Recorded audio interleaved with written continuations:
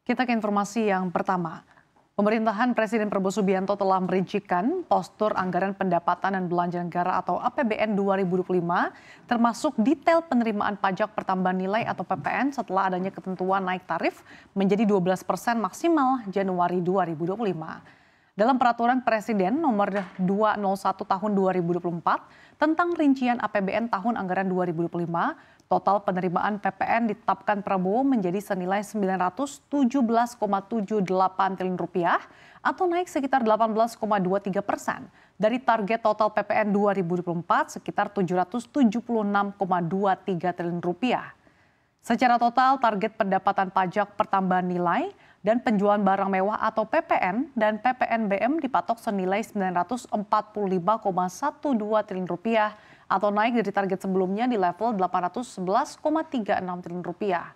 Rinciannya ialah pendapatan PPN dalam negeri yang ditetapkan senilai 609,04 triliun dan PPN impor 308,74 triliun.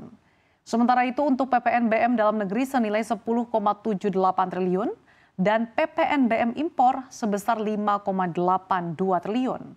Ada pula PPNBM lainnya senilai 10,71 triliun rupiah.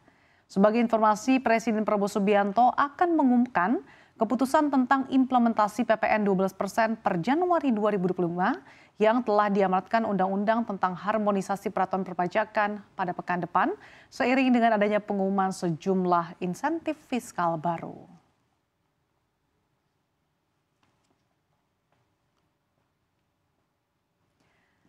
Bergeser ke informasi lainnya, pasar kripto dihebohkan setelah Bitcoin kembali mencatatkan all-time high dan menembus level psikologis $100.000 Amerika Serikat.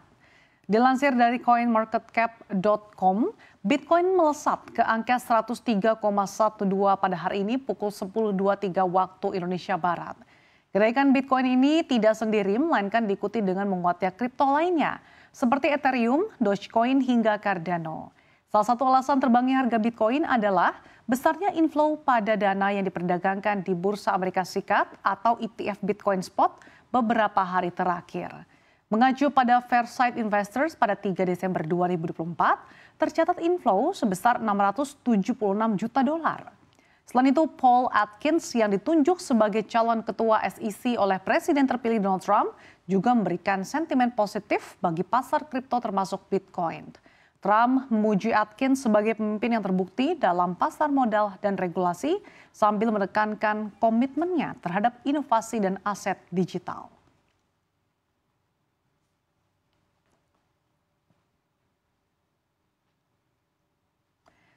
Beralih ke informasi lainnya, pemerintah telah mengupayakan agar harga tiket pesawat turun pada periode Natal 2024 dan Tahun Baru 2025 sebesar 10%.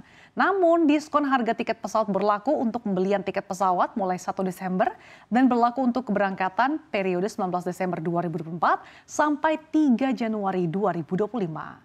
Direktur Utama PT Angkasa Pura Indonesia atau Injourney Airports, Faik Fahmi menegaskan, diskon harga tiket pesawat hanya berlaku untuk penerbangan domestik. Kontribusi Angkasa Pura dalam menurunkan harga tiket pesawat dengan menurunkan tarif Passenger Service Charge atau PSC atau Airport Tax sebesar 50%. Selain itu pihaknya juga menurunkan tarif pelayanan jasa pendaratan penempatan dan penyimpanan pesawat udara atau PJP 4U sebesar 50%. PJP 4U merupakan biaya yang dikenakan bandara kepada maskapai. Kebijakan penurunan tarif PSC dan PJP 4U hanya berlaku untuk penerbangan pesawat domestik. Dalam kesempatan yang sama, Direktur Utama Pertamina Patraniaga, Rifa Siahaan mengatakan harga kontribusi perseroan juga dilakukan melalui bentuk penurunan harga bahan bakar pesawat, yaitu aftur yang turun 10% sejak 1 Desember 2024.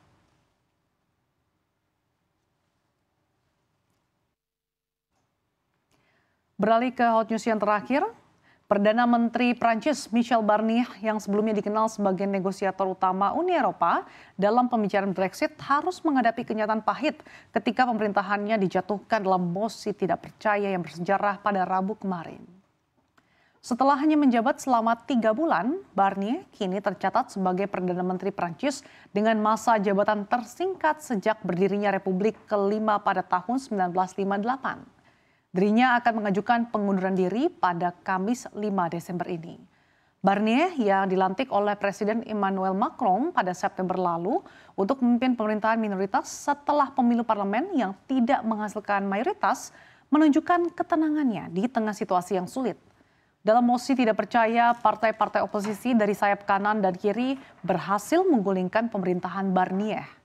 Ini menandai akhir yang dramatis dari jabatan Perdana Menteri yang singkat namun penuh tantangan. Seorang menteri dalam kabinetnya menyebut Barnier sebagai inkarnasi stabilitas, namun di satu sisi kritik juga muncul dengan seorang anggota parlemen yang menggambarkan sebagai kekecewaan besar dan dinilai terlalu kuno.